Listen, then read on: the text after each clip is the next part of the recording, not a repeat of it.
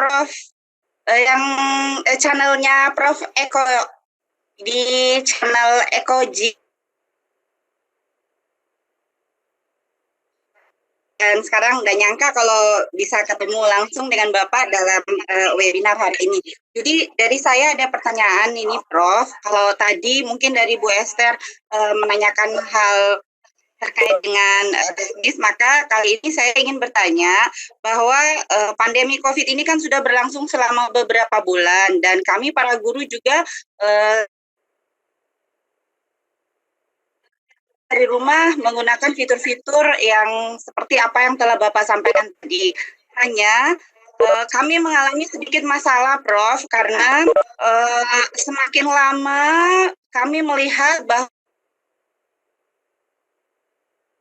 semakin menurun meskipun kami menggunakan berbagai aplikasi dan tugas-tugas yang kami berikan pun tidak terlalu banyak, tapi karena akibat semakin lama berada di rumah maka mereka juga motivasi untuk belajarnya semakin menurun, sehingga dalam kesempatan ini yang ingin kami tanyakan kepada Prof yaitu kira-kira bagaimana yang bisa anak dari rumah ini tetap konsisten, tidak menurun. Terima kasih sebelumnya, Prof. Assalamualaikum warahmatullahi wabarakatuh. Waalaikumsalam warahmatullahi wabarakatuh. Silakan Bapak Prof.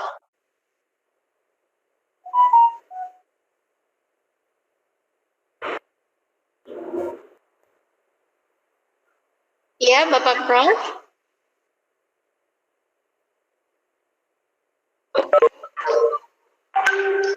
Pak Prof lagi mungkin jaringannya kurang stabil. Kita tunggu sebentar. Pak Irfan, Pak Ketua, tolong dikonfirmasi Pak Prof. Ini bisa dengar? Oh iya, baik. Bisa Bapak. Oke, kelihatannya di mute dari pusat. Oke. Terima kasih Bu Jamila, pertanyaannya bagus sekali. Ya, jadi mengenai motivasi ini memang banyak faktor yang apakah itu memang cara belajar kita dari tradisional ke online ini dia tidak bisa beradaptasi, kemudian juga mungkin selama ini pun di pelajaran tradisional dia termasuk siswa yang merasa lebih suka main di luar daripada belajar di dalam. Lingkungannya tidak mendukung. Nah, ini banyak sekali faktor yang mempengaruhi, tapi kita jangan menyerah terhadap kenyataan ini.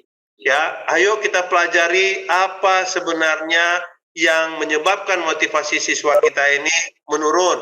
Nah, mulai dari guru. Ya, banyak sekali Bapak Ibu sekalian, mohon maaf sekali ini, saya ini mantan ketua BSNP ya, jadi banyak sekali berinteraksi dengan guru. Banyak sekali cara kita mengajar, jadi kompetensi guru itu kompetensi sosialnya, kompetensi pedagoginya, kompetensi profesionalnya, itu perlu kita tingkatkan. Ya, mungkin selama ini kita mengajar itu terlalu satu arah. Ya, kita seperti orator, otoriter di depan kelas, siswa diam gitu. Sementara kalau belajar online ini, kita belajar bisa sambil minum, sambil makan, sambil ngoceh, sambil baca WhatsApp, ya, multitasking, multiprocessing. Nah, jangan-jangan materi kita yang selama ini mungkin seperti materi di kelas. Makanya kita buat lebih interaktif, Bapak Ibu sekalian. Boleh teks, tapi kalau ada satu dua ada yang animasi. Nah, ini kelompoknya Pak Irfan itu orang komputer. Sediakanlah ya cerita. Kenapa anak-anak kita suka main game? Karena di situ dia bisa berinteraksi dengan gambar-gambar, dengan suara-suara, dengan teks dan sebagainya. Nah, kita buat juga materinya yang bersifat interaktif seperti itu. Kemudian juga usahakan berkomunikasi. Mungkin kita tidak bisa pukul rata semuanya motivasinya rendah. Tapi dari tugas misalnya ada 30 siswa, ada 5 yang tidak mengumpulkan tepat waktu, kita japri orang tuanya, ya kita sampaikan apa permasalahannya, apa yang bisa kita bantu agar anaknya tidak tertinggal dengan teman-teman yang lain. Jadi tidak bisa kita pukul rata semuanya seperti waktu kita mukul rata di pelajaran tradisional. Ya, nah inilah kelebihan pembelajaran online ini atau pembelajaran daring. Kita bisa melihat mana misalnya siswa-siswa kita yang memang perlu kita perhatikan khusus. Kita japri saja.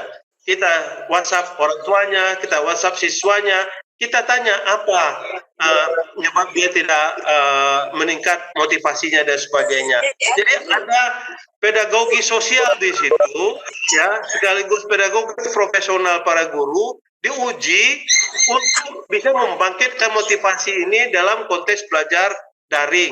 Yang mungkin kalau di tatap muka kita bisa langsung kelihatan dari wajah siswa itu kelihatan dia wajahnya murung, nggak bersemangat. Kita bisa panggil dia ke ruangan konseling. Tapi hal yang sama bisa kita lakukanlah itu secara daring. Nah, jangan putus asa, tidak berhasil sekali, usahakan kedua kali, 3 kali. Tapi percayalah Bapak Ibu sekalian, kalau ada ikhtiar kita tadi yang proaktif, persuasif, ya friendly, bersahabat, ya karena ini kita mendidik generasi Z. Ya, kita itu melihat dari sisinya mereka. Kalau sekiranya mereka nanti itu katakanlah tersesat di pertengahan jalan, ya saya itu takut saya mengajar Pak Irfan ini kalau dia malah pergi ke jalan yang sesat. Karena nanti ditanya siapa yang mengajar saya yang harusnya masuk surga dicegat dulu oleh malaikat Ridwan, nggak jadi saya masuk surga. Gara-gara ada materi saya yang membuat Pak Irfan tersesat. Ya, jadi Bapak Ibu, kita yang penting terus berupaya, berikhtiar. Memang yang membolak-balikan hati manusia itu Allah. Ya, tapi kita harus secara ikhlas, harus terus bersemangat ya bahwa ini harus bisa kita laksanakan. Kita nggak tahu COVID ini berakhirnya kapan.